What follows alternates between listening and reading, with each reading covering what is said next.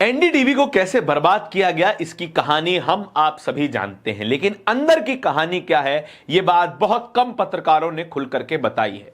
कई बड़े बड़े पत्रकारों ने एनडीटीवी छोड़ दिया। रवीश कुमार ने एनडीटीवी छोड़ दिया, शरद शर्मा ने एनडीटीवी छोड़ दिया, संकेत उपाध्याय, सौरभ शुक्ला, दो और युवा पत्रकार जिन्होंने एनडीटीवी छोड़ करके एक नए प्लेटफॉर्म की स्थापना की। नाम है पीक टीवी। उन दो पत्रकारों के नाम है प्रियांशी शर्मा और वेदांत अग्रवाल। ये दोनों ही पत्रकार सीजेपी के युवाओं के प्रोटेस्ट में खूब वायरल हुए।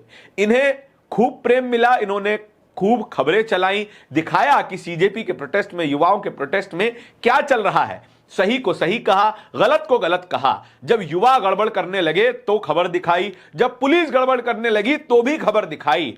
और इन्हीं दो पत्रकारों से बात करते हुए एक और पत्रकार काव्या ने एक पॉडकास्ट में बैठ करके बात की। काव्या से बात करते हुए वेदांत अग्रवाल ने एनडीटीवी के मसले पर बहुत कुछ बताया।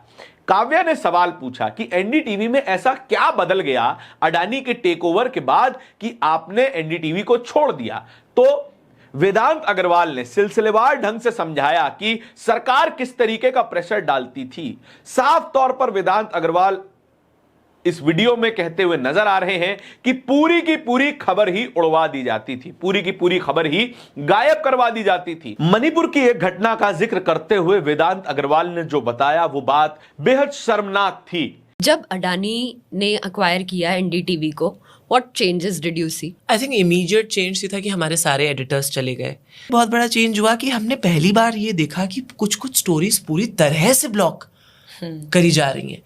मणिपुर में वो आपको याद होगा कि जो एक वो वीडियो वायरल हुआ था जिससे पूरी मणिपुर की स्टोरी चेंज कर दी थी, the two women who were paraded naked। वो वीडियो जब वायरल हुआ, हमें ऊपर से ऑर्डर आया कि ये टिकर चलाओ, सिर्फ ये टिकर चलना चाहिए। That the women and child development minister Smriti Irani has spoken to those people and has taken cognizance of the incident। कहा गया कि मणिपुर में जिस तरीके के वीडियो वायरल हुए, जहां पर कुछ महिलाओं को नग्न अवस्था में परेड करवाया गया, उनका जुलूस निकलवाया गया, उस खबर को एनडीटीवी ने पूरी तरीके से गायब करवा दिया गया। बनिस्बत इसके कि यह खबर चलाई जाती, बल्कि सरकार का रिस्पॉन्स चलाने लगे, बताने लगे कि स्मृति ईरानी ने किस तरीके से जाके इन महिलाओं से बात की और ढांढस बंधाया है। खबर गायब हो गई, सरकार का एक्शन रह गया। खबर दिखाए बना सरकार का वर्जन दिखाना ही एनडीटीवी का काम बन गया था। एक समय पर एनडीटीवी सरकार से सवाल पूछने वाला और खबर दिखाने वाला चैनल हुआ करता था। वेदांत अग्रवाल यह भी बताते हैं कि वे खबरें दिखाना बंद कर चुके थे, बल्कि सरकार के चेयर लीडर ज्यादा बन गए थे। G20 का जिक्र करते हैं। G20 के जिक्र करते हुए वेदांत अग्रवाल बताते हैं कि G20 में नरेंद्र मोदी ने क्या क्या कहा, क्या क्या किया, उसका जश्न मनाया जाता था। अगर नरेंद्र मोदी ने मीडिया की तरफ देख करके हाथ भी हिला दिया तो वो खबर बन जाती थी। अगर नरेंद्र मोदी ने कोई भाषण दे दिया तो उसका जश्न मनाया जाता था और एनडीटीवी सरकार का चेयर लीडर बन गया था। इसी वजह से उन्होंने एनडीटीवी छोड़ दिया।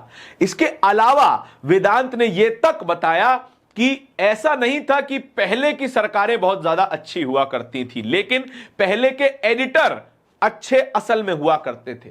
जो स्टेक होल्डर्स थे, जो संपादक हुआ करते थे, बड़े बड़े संपादक, राजदीप सरदेसाई जैसे संपादक, प्रणॉय रॉय, राधिका रॉय जैसे संपादक, बहल्स जैसे संपादक, ये तमाम संपादक सरकार से अपना सामंजस्य बना करके चलते थे और मैनेज कर लेते थे।